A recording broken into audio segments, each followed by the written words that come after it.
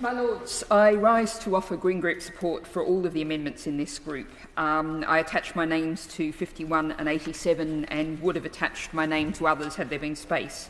And I can only commend the noble ladies Meacher, Tyler and Finlay for identifying a serious lacuna in the bill and providing practical, careful, sensible solutions to that.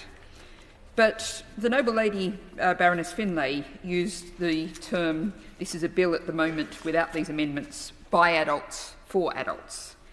And the other amendments in this group actually only address half of that phrase. It addresses the for adults part, but it doesn't address the by adults part, which is what my Amendment 103A aims to address. Young people are experts in being young people. None of us knows really what it is like to be 18 or 12 at this moment when you think about the experiences of life that a 12-year-old or an 18-year-old have been through. Now, there's a phrase very often used, particularly by marginalised groups, nothing about us without us. There's a Latin version, but given the hour, I'll spare you the Latin version. And young people undoubtedly are a marginalised group in our society in that their voice is far too rarely heard. As I've reflected previously, they are hugely underrepresented in this place and in the other place. Under 18s don't have the vote. Under 25s, in terms of the voting population, for structural reasons that could be but haven't been fixed, don't have the same kind of voice. Now, I would entirely accept that paediatricians, social workers, there are many older people who have much expert knowledge, but it's truly crucial that we actually hear, and ICBs, which is what my amendment seeks to address, it sets out that there should be an advisory board consisting of young people statutorily on every ICB, and I believe this is a really important addition to ensure that young people's voices are heard. Now, it might be said that, many ICBs may indeed set up such a structure, but that's not the same as having it statutorily there, ensured on the face of the bill, with a message from Parliament saying you have to listen to these young people's voices. Now, I doubt really, particularly with the occupants of the chamber for this particular group, that I really need to address this in detail.